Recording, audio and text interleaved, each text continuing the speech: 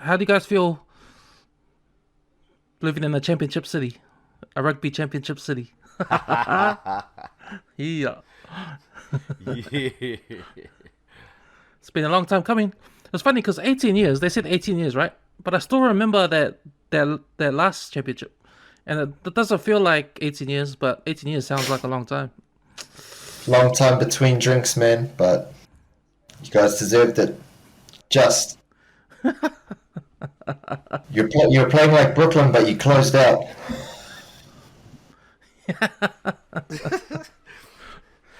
Hey, it was like watching the playoffs. Hey, it was some drama, some clutch kicking at the end there.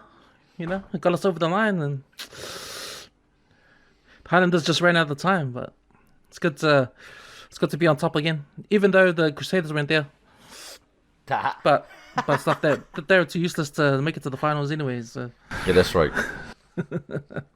Yeah, it was a lot closer than I thought it was going to be honest. I mean, I know Highlanders been playing all right, but it was kind of a funny format because you knew it was going to be two Kiwi teams in the final. Just because Aussie, what did they win? Did they win 3 games?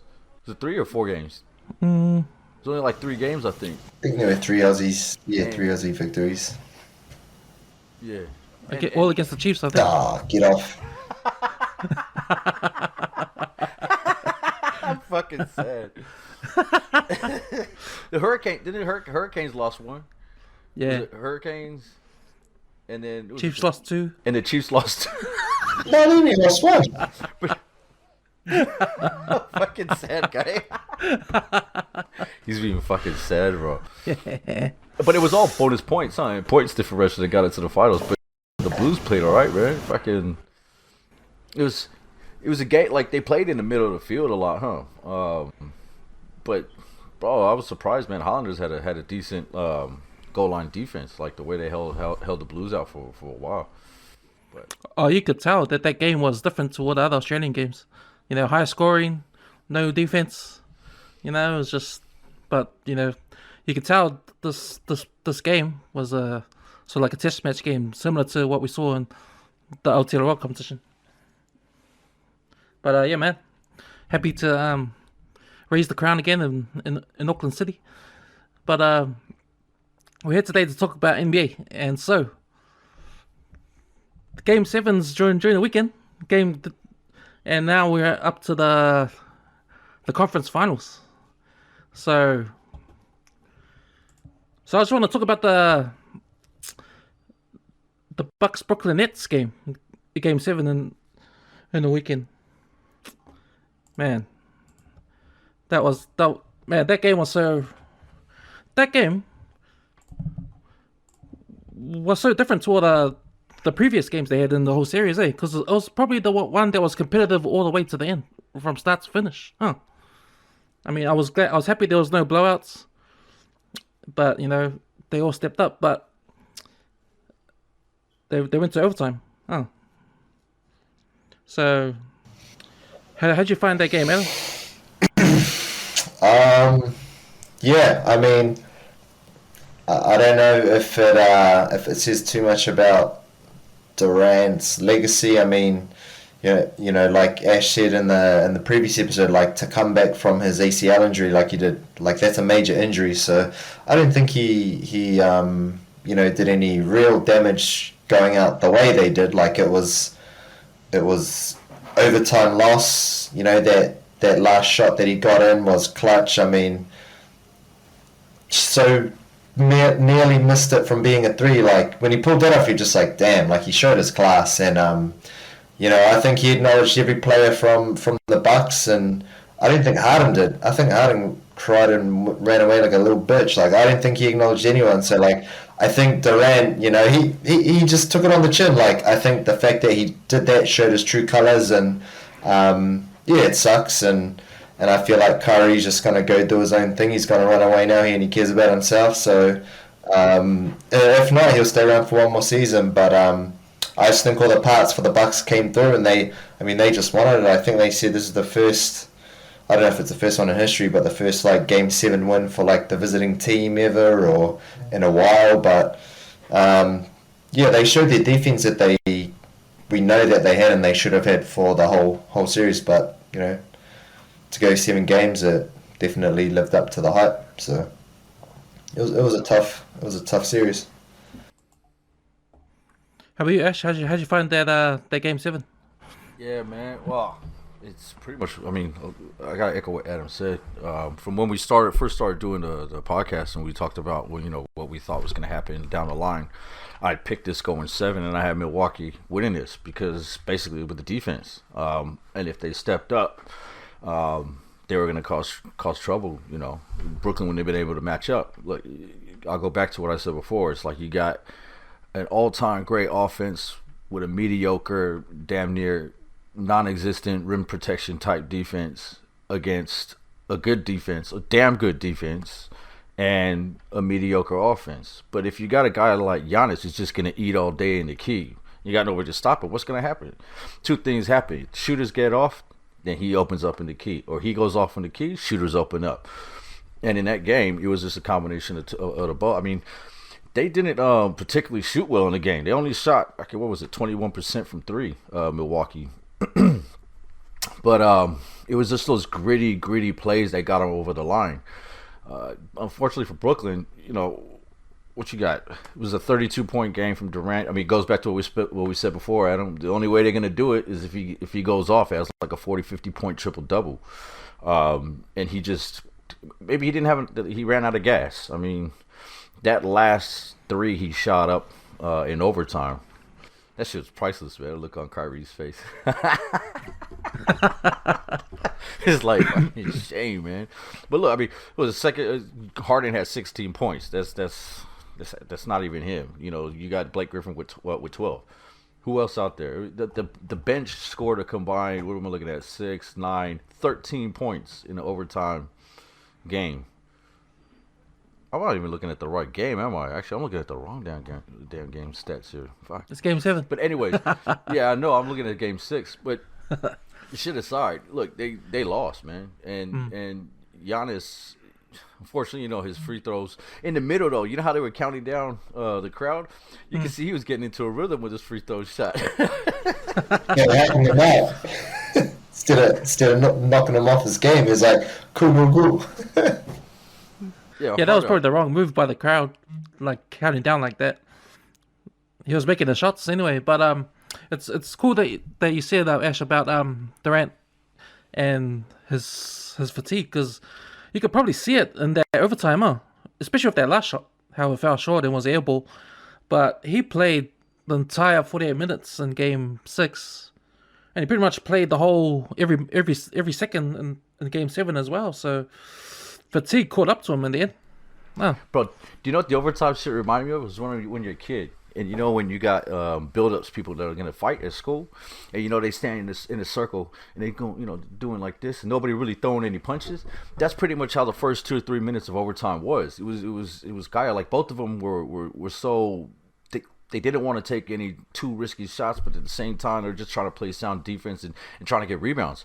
I think Milwaukee they had the only bucket with like a minute and a half left before Giannis scored, and then Middleton hit that shot, and like that was pretty much the game right there. Like, it was tight, man. It was real tight. Yeah, you're right. At the beginning of the overtime, like Milwaukee was struggling. Probably the first 2 minutes of overtime, 2 minutes of overtime, and I thought, it's Brooklyn's game if they're not going to score him. But they came back in the end. But man, that 3-pointer to get them into overtime by Durant, and having his front of his shoe on the line, shit, that is close, man. That is close, too close. And it's funny, you read some, or you see some shit online. People are like, oh man, he was like his big toes nail, away from them winning. We're like, motherfucker, they're lucky because Milwaukee missed a lot of shit during the game that were gimmies. That I personally felt Milwaukee could have closed that game out earlier. They allowed Brooklyn to hang around and let KD do what he did. But we talked about his legacy before. He's still a damn good player. He still comes up clutch. You only miss the shots that you always miss the shots you don't take. So He shot it, missed. They lost. Bucks in 7, homie. Yeah, Adam, you mentioned that Curry might take off next year, but they've got two more years on their contracts. I think next year is guaranteed, and then the following year, 2023, they've got a player option, so he might take off then. But who do you think, Adam, like in the Bucks team, who do you think stepped up? Because I reckon one of the key players down the stretch was Drew Holiday, because he started hitting shots, and if you remember, he was struggling to hit shots in previous games. Yeah, Holiday definitely stepped up in there. I think it was in the fourth quarter. He had like 8 or 12 points. I think he only had 4 points up until that point. But Lopez also showed up to the party. I think he got 3 threes or something. Like he caught 5 from outside the arc. So yeah, he got 19 points in the end and 8 rebounds. So Middleton's really been kind of like, for me, kind of like the second guy, the second superstar. He's come into his own in that series, and then you got Drew Holiday as well. But I think Tucker, a lot of his defense may have gone unnoticed, but he was really the guy that probably caused the most fatigue on KD. Sometimes they would have Holiday, and as soon as he had Holiday, like Durant was just eating him up. He's just getting jump shots over him. But as soon as they put Tucker on him, like, that was wearing him out. So, I think they had enough of a well-rounded effort from like all of their starters to kind of contribute on both ends of the court, which really drained. I mean, KD got 48 points in that game, so like no one else was a threat. Green didn't show up for Brooklyn, so it wasn't hard for them to D up just Durant. Yeah, because you mentioned PJ Tucker. Yeah, and he was the man. He fouled out, but that just showed how busy he was. Busy was on D. But yeah, you're right about Drew Holiday matching up against Durant, because Durant just took him to school every time. That was a mismatch that they took advantage of. But I remember that block that the Lopez done on Durant down the stretch too. Remember that block? No, he threw that shit back, man. Adam, you're so right though, man. PJ Tucker was all over him, man. He was sort of like, it reminds you of like Ron Artest, when he was playing with the Rockets and the Lakers, and he was all up on, he would go and take the best player on the other team and be like, I'm gonna take this fool out. And that was a great matchup during that game, man. I was just, now I got the right box score up, but I was just looking at this. In this game, man, there were 9 points total scored off both benches. That's like crazy. It was the starters, running the show. But unfortunately, that was, you said Drew Holiday, he didn't score a lot, but he had timely shots, huh? Him and PJ Tucker made some timely shots, and it's those shots that win or lose the game. It's the role players stepping up, and got handed to it, man. Milwaukee. We spoke about it during the game. We were messaging, man. The refs kept Brooklyn in the game. I'm not a conspiracy theorist when it comes to the NBA, but a lot of people always talk shit about the refs trying to keep LeBron teams in the playoffs because it's good for the game and good for viewership.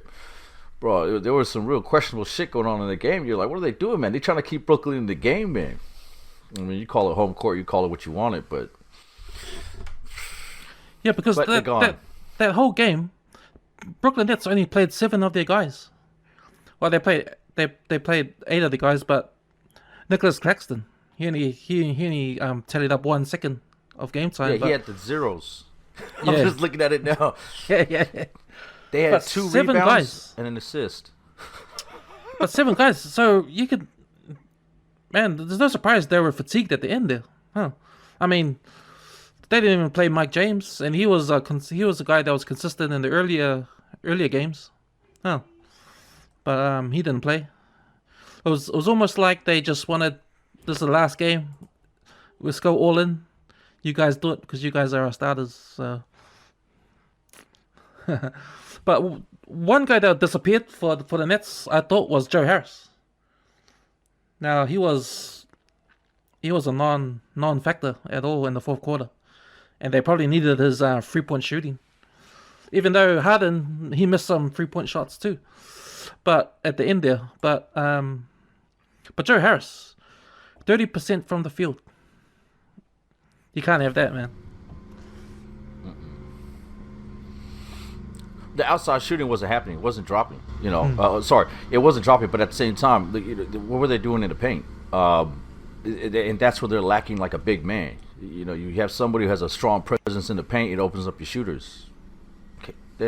Case in point, these guys are running. The Milwaukee were running to the 3-point shooters on the line. They had some open shots, but it was that defense finally did something. You know, they showed what they can actually do. I still think they can play a lot better D than what you saw in that game. Because ultimately, what you said, was Joe Harris missed some makeable threes, man. It was just like, really? This is the best 3-point shooter in the league? Yeah, he was 3 from 9. 3 from 9 from 3-point range. And KD was 4 from 11. So how about those weak ass fouls they're giving Harden in the first half, getting his ass to the free throw? And I was like, you serious? Come on, man. The guy, he made all of them. Run and jump. He was 10 for 10 on the free throw line. But he was also 2 for 12 from the field from 3-point land. So, yeah, it was a bad night in the office for 3-point shooting for the Brooklyn Nets in that game. Their best 3-point shooter was Blake Griffin. That's fucked up. You're gonna lose if that's what you hoping is gonna get you across the line. I'm sorry, dog. You're gonna lose. So the Brooklyn Nets go home, and the Milwaukee Bucks move on to face Atlanta Hawks. Now, I think it's funny because when I think about Atlanta Hawks facing the Bucks, and I think about what the Hawks did to beat the 76ers and the Milwaukee Bucks have a similar dynamic. We have outside shooters, and you've got your big man in the middle, right? So you got that kind of similar dynamic, but I think that definitely Milwaukee is the better team compared to 76ers. It's going to be a great matchup for the Hawks, but let's go to the game 7 of the Hawks 76ers game. So a lot of talking points in this game. Particularly the Aussie dude over there that's playing point guard, Ben Simmons. Now, he's not a point guard. He's a point K. He's PK. He's a point guy. Man, I don't know where to start on this subject, so I'll come to you, Adam. You had a lot to say about Ben Simmons last. We'll just carry it on on this podcast. It was like I was predicting the future, man. I didn't even have to try too hard. Motherfucker just laid it off for me. That's the first time he slam dunked and scored. Is giving me this. That's the key difference between the Bucks and the 76ers. The Bucks don't have a Ben Simmons. Oh my god. He's done it to himself, man.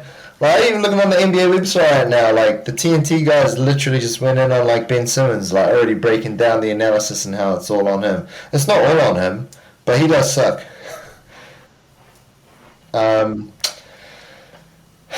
Yeah, I don't know if the process worked out. That's all I can say. I mean, they got great players. I mean, Harris didn't play too badly in this game. He got 24. Both him and Joe struggling with the last name Harris, but I just think, they also got Doc Rivers as their coach. Like, the dude's the king of choking, so it's just, there's just too many things working against them, but yeah, even their bench, they've got good players, but I don't know if they really sort of play to their strengths or kind of what they should really do. I mean, they have the ability to play more like the Nuggets, right? The Nuggets, they obviously got Jokic, but then they also got Jamal Murray, and I guess that's what the 76ers are lacking, and maybe some defensive grit as well. So, I don't know. I think the process is still under construction in Philadelphia, and I don't know what they're going to do to solve it there, man. They need a Rubik's Cube or some shit. Yeah. Yeah. Man, Ben Simmons, he's shit. Hey, he was shit, and I don't know what they're gonna do. I don't know what they're gonna do, because I don't think they can trade him now. I mean, the whole of the league has seen the series and seen how Ben Simmons was scared to shoot. He was scared to shoot. I think there was one play when he was backing down. He was backing down someone and into the paint, opened up, and he just passed it. Faked the dunk. Didn't just pass it. Faked it. Who fakes a dunk? Who fakes a wide open dunk? Who fakes the dunk? And the only guy that was in front of him was Trae Young. He should have yoked it on little Stuart Little. Shit. Yeah, I don't know. Hey, I don't know. I think I'm done. Over to Ash. yeah. Ash. Let's hear your opinion about this, Ash. Oh man, look. When we spoke about Philly before, I had high hopes. I had high expectations. I thought my dark horse was Philly to win it all, Embiid win Finals MVP, because he's probably the closest thing to sort of a Shaq-esque type player that we have in the game.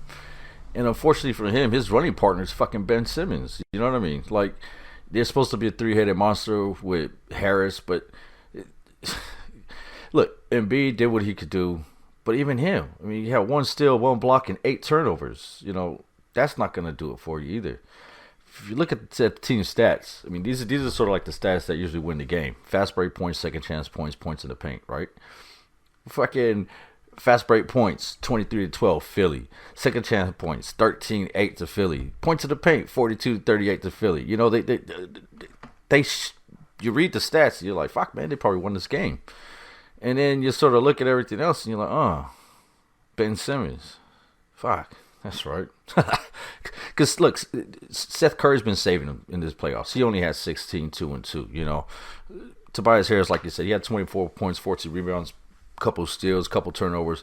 So they looked after the ball outside of Embiid, because as a team, they only had 17, considering Embiid had 8.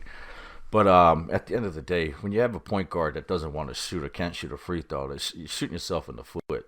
Trae, I mean, they everything was there for them to win. Trae Young had 1 field goal halfway through the third. He didn't do shit until the fourth quarter. He just made a few free throws. Huerter, he went off, had a career high, 27 points, 7 and 3. Collins, he had a decent 14-16, good strong double-double with a steal and a block, only 2 turnovers. And Gallinari came in with 17 and 5.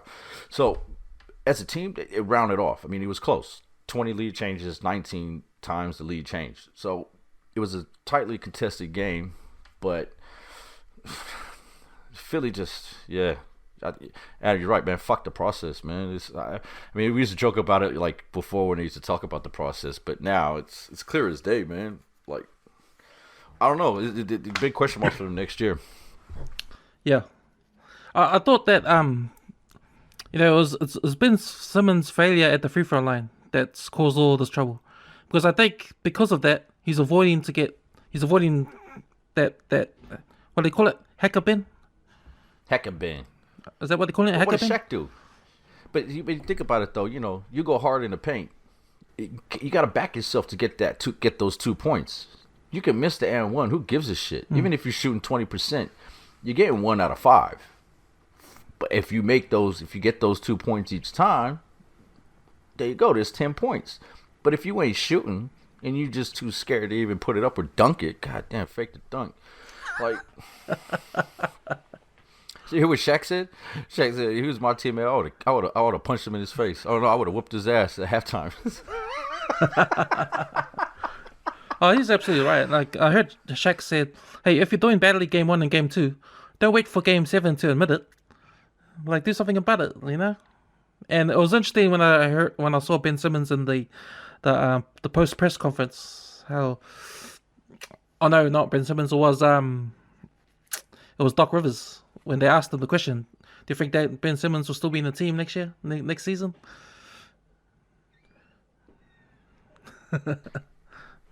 Hey, look, I'm gonna throw a little parallel out here, right? It's not. Take it how you want to take it. You remember when Lonzo came out in the league, right?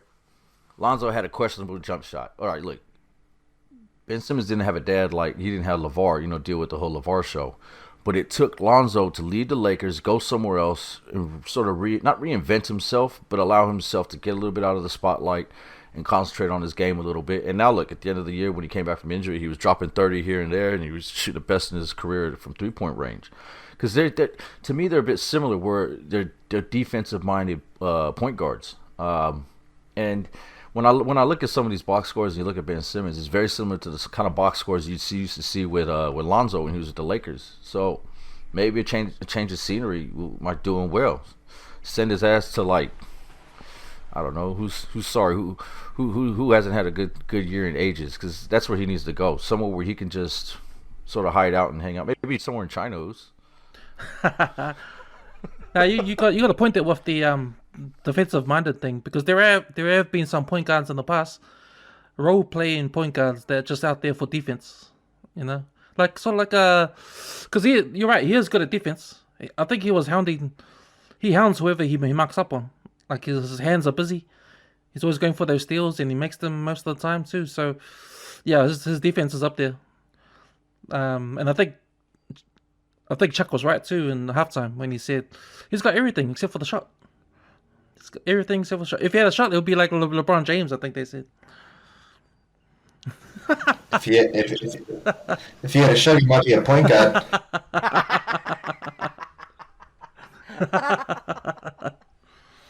Might be an NBA quality point guard. Who knows? It's crazy. Shit, man. You know what though? If he was dropping consistently, like say 17 assists a game, you know what I mean, and getting a double, but like assists and rebounds, you score 10 points. You know, all right, that's cool, man. Whatever. We don't need your points. But if you can't do that on a consistent basis, well, what the fuck? What are you worth? Like, what's your use? Yeah, similar to Jason Kidd when he first came into the league, because he couldn't shoot either, but he could rack up 20 assists per game. There's nothing wrong with that. If he wants to be defensive-minded, dish the dimes and that, instantly, like, worth your weight of money. Yeah, exactly. So maybe Doc Rivers not the guy to make that happen. Maybe he needs another team, another coach to make that happen, or see that in him, to bring that out of him, you know, and be that guy. But yeah, we should trade him for Kuzma. So I'll take that. You reckon? Hey man, Go to Lakers. Hey, look, man, he cut to LA. I don't care, because you know what, man, we suck at free throw shooting anyway, man. Score points in the paint. You know what I mean? Like, get him to. LeBron can coach him into maybe learning how to pass the ball a little bit better. I mean, I'm just throwing that shit out there. I don't actually think we'll go and get him, but change the scenery for him, I reckon, will do him good. He'll be perfect for LA maybe Lakers. A veteran. He'll be perfect for the Lakers, because he doesn't need to score over there. He just needs to be. I heard Westbrook's going to the Lakers. Oh, really? Yeah, the one I heard was they're gonna trade CJ McCollum for Ben Simmons. Like, shit, and put Dame and shooting guard. What? If you're really gonna send Ben Simmons to a shit team, send him to the Clippers. Completely doing his career. Shit. Shit, they can send him there now. Tag him in. Trade out Pat Bev. Oh. Speaking about the Clippers, so the Clippers played today, their first game one, and the first time ever their franchise has been in the Western Conference Finals. So they're up against Phoenix Suns, and fucking Devin Booker, man. No CP3. This guy shows up, 40 points, 13 rebounds, 40 points 10 assists. Shit, man. Just average day in the office for Book. But me and Adam were talking before we came online, and just giving out little predictions on who's going to win that series. And I think you're right, Adam. It's going to be, I think, without Kawhi, Clippers are going to struggle. And I think they're going to be found out. The Suns will find them out. Yeah, man. Clips are gone, man. It's gonna be Suns in 5. Really? Yeah, bro. No, without Kawhi, I do you remember we spoke about this before, and I was like, is this one of those moments where some of these guys like a Miles Bridges and and Cameron Payne, are they real? Are they really doing? Because they did it to us in the first round. They did it again against Denver, and they're still fucking doing it against the Clippers. It's like, So maybe CP3 will be back. Remember, CP3's not hurt. He's just got a COVID thing, so he's coming back. He'll be normal. He's not nursing. Well, he's still got the shoulder, but it's like Kawhi. Fucking, he's gone, man. Like he ain't coming back. This is on all on PG, and who? What? Fucking Reggie Jackson and Terrence Mann. Terrence Mann. Yeah, you serious? Like today, their second highest scorer was Boogie with 11 points. You're not going to win shit if you're going to depend on fucking Boogie to score 11 points in 13 minutes. Like, that's not going to do it. How did you guys see that move, putting DeMarcus Cousins in? Because do you think that was like just to see how he goes, see how he matches up with the Suns? And he's only did 13 minutes, so it probably didn't go as planned, and he's out for the rest of the series. But he had 5 fouls.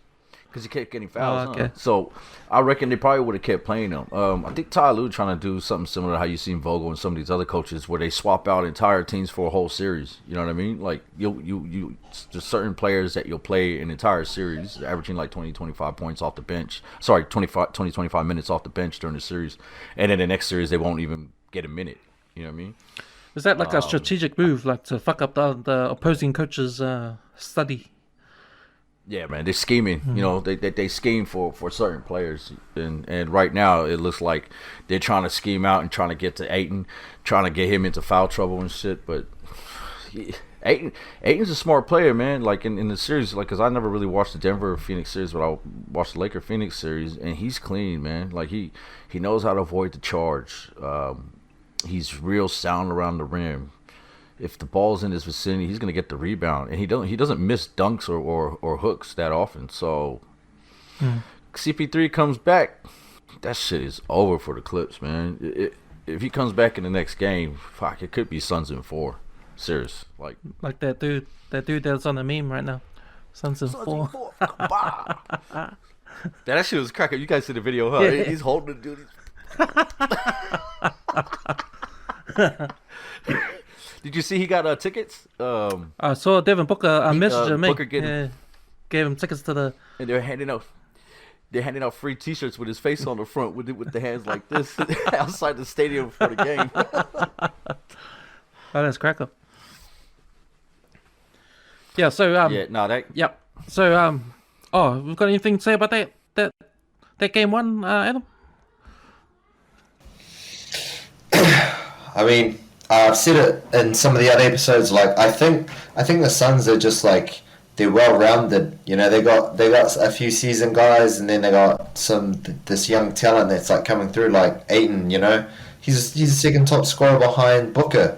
He's a smart young center, and you got also a young guard in Booker. Like, they're probably getting a shit ton of coaching from CP3 as well. Like, to have someone like that in your locker room and on your team is, you know, it's like learning from Yoda how to fucking fight. Like, that shit's just gonna get implanted in their brain, and they're gonna get confidence, and especially after a game like this. But, you know, you got someone like Jay Crowder as well, who's kind of like PJ Tucker, who's just annoying and just hound you, and he's quite solid too, like build. So he can defend, and he knows what he's doing. And then, like Ash said, you've got Bridges and Payne.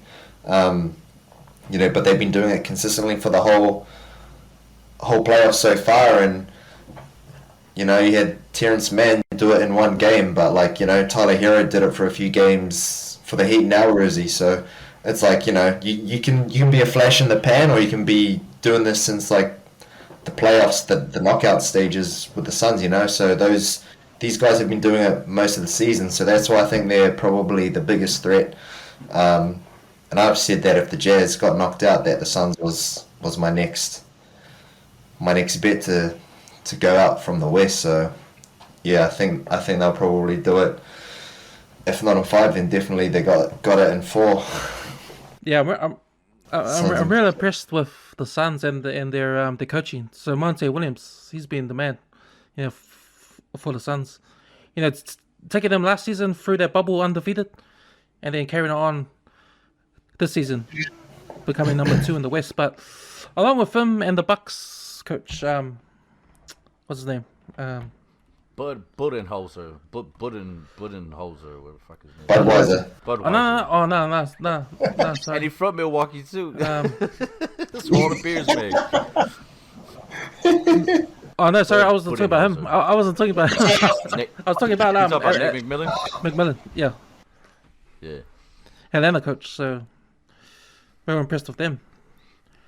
But Well, dude, a lot of people, I don't know if you guys realize, Monty Williams, he used to be CP3's coach down in New Orleans when he was with the Hornets and shit. He won Coach of the Year back then. And he's always sort of been, I don't know if you guys actually remember him playing, but I think he played for, I think he might have actually played for Phoenix. I can't remember, but, it's what you said, and what you said, Adam, about CP3. Because if you look at Cameron Payne, he had 9 assists. He had 11 and 9. Almost had a double-double with assists in this game.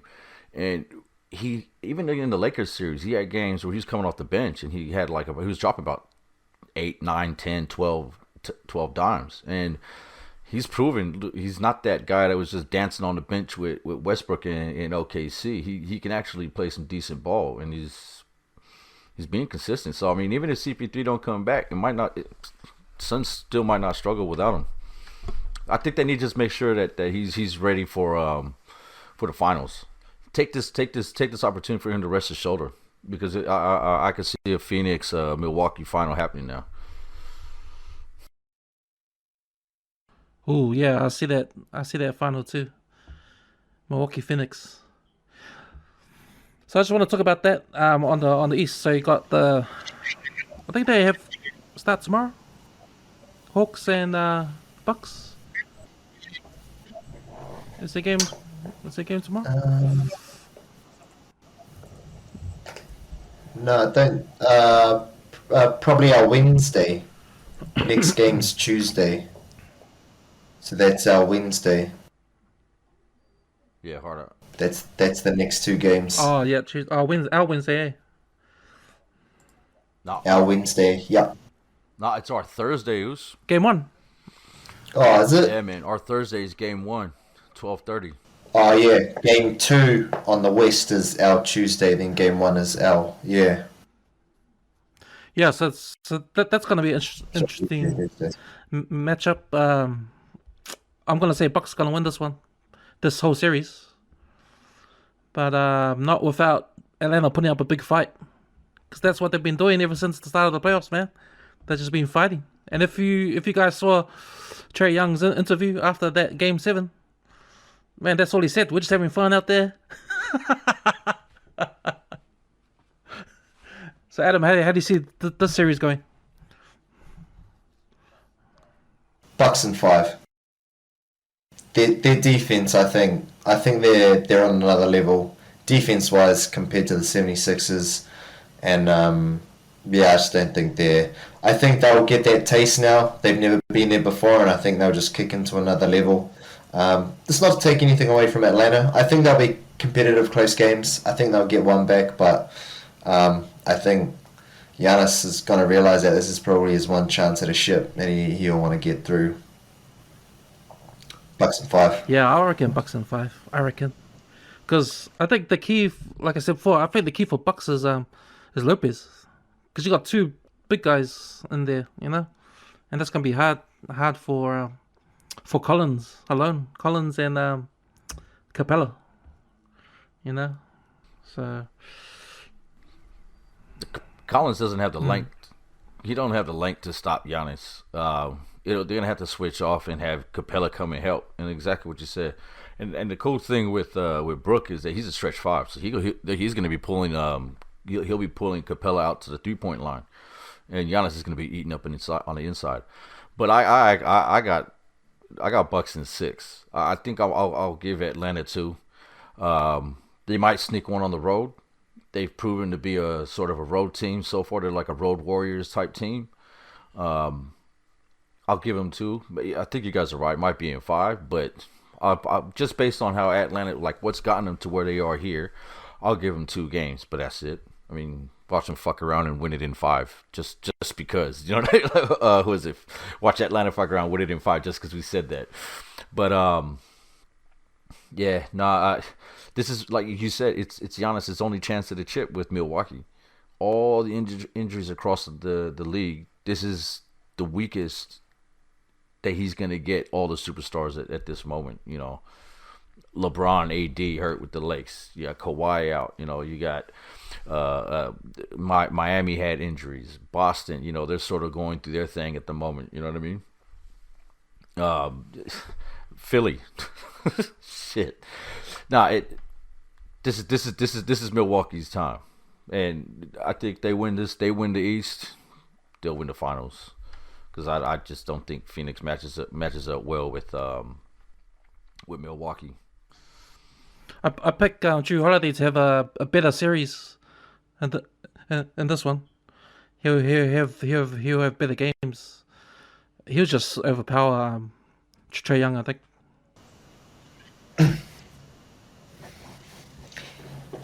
Tell you what, it'll be exciting to see two old teammates go at it, Capella and Tucker. You know, they've added a lot to their team, so it'll just be fun to see them go at it. Furthest they've both been, so yeah, there'll be some also rivalry there, which would be good. Yeah, and cool also to watch. two ex-teammates in Drew Holiday and Lou Williams, who used to be the backcourt for the 76ers. Sweet Lou. He's the one guy that he's an X factor for Atlanta. Is if Sweet Lou gets his shit rolling, they'll be hard. Like, it'll be tough. Last year he really wasn't doing it all for the Clips, but he's having flashes in the last couple games. So we'll see. Lou Williams get his, he might help contribute to those 2 wins, but that's probably about it, man. Yeah. Unless you get the other dude, the gingerhead dude, Kevin Herter. Oh, he's been revelation for them, eh? Yeah, man. Gallinari ain't really doing shit. I can't stand Gallinari, but it's like if Huerter and Gallinari are both going off, and Trey's going off, then you don't need much from Capella or Collins. Just let them play D and stuff it up in the middle and just close down on Giannis. Let Lopez get 4 or 5 threes. Who gives a shit? If they can put the clamps on Giannis, that's the key for them to be competitive in this series, in my eyes.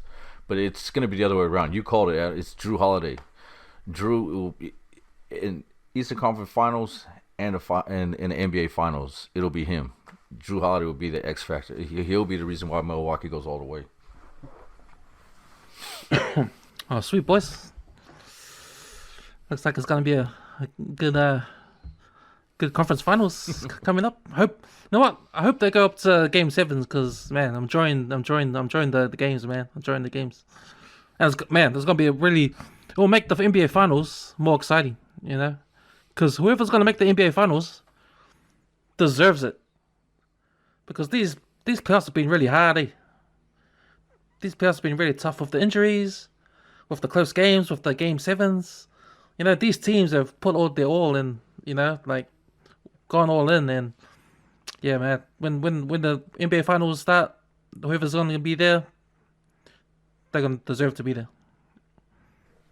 Hey Cam, every round we've updated our predictions, and I've updated mine literally every single time. Like, I have to change this shit, man, because the teams I go for just keep losing this shit.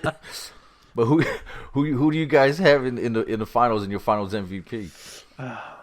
I'm going Phoenix Bucks. Phoenix Bucks. My MVP will be Giannis. I think Bucks in 6. That's exactly what I have. That's exactly what I got. I've got to do the opposite. Suns in 7. Booker MVP. Booker. Dropping triple doubles left, right, and center. Like he's Ben Simmons. Oh.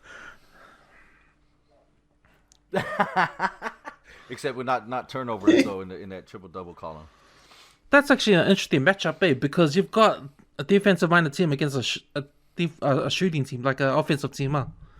So the funny thing is, the difference between I thought between Phoenix and the Jazz was that in a missile make league, the Jazz missed and Phoenix just keeps on hitting. So they're pretty consistent there in the shooting department. So yeah, it'll be the true defense versus offense series. Everybody thought it was going to be it was Nets and Bucks, but I think Phoenix and Bucks will be the true offense versus The defense. Hawks is almost like a warm up for Phoenix. You know, it's like a up and coming shooters team. Because compared to the Bucks, I think the Hawks are like a young, small, undersized team that they can run circles around the Bucks, but I don't think they'll do it enough to like win. But it'll be a good warm up for them to face the Suns. Fuck, you're right, Oos. If you look at those two teams, they're almost the same, man. Like, they've got the same type pieces. Like, you got Trae Young, you got Book, you got Ayton, you got Capella. You know, you got you got PJ Tucker. You got Crowder. You got Collins. Like, there's a lot of. You're absolutely right, Oos. It'll be good for them. But we laughed about this on the chat. What about your dark horse? Who's your dark horse to win it all? And dark horse. It's Collins. Atlanta Hawks can't win. Atlanta Hawks. I got Huerter.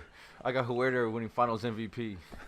It's Hawks over the Clips 4-6. Shit, I got Clippers and Terrence Mann for the MVP. He's just like Tyler Hero, he ain't getting nowhere. Collins.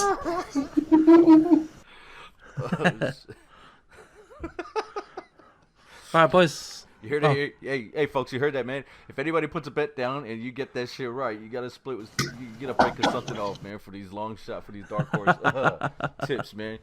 Because that shit's gonna pay out, man, if that hits. All right, boys. That's us. See you next time. Sweet. Fuck. Bye.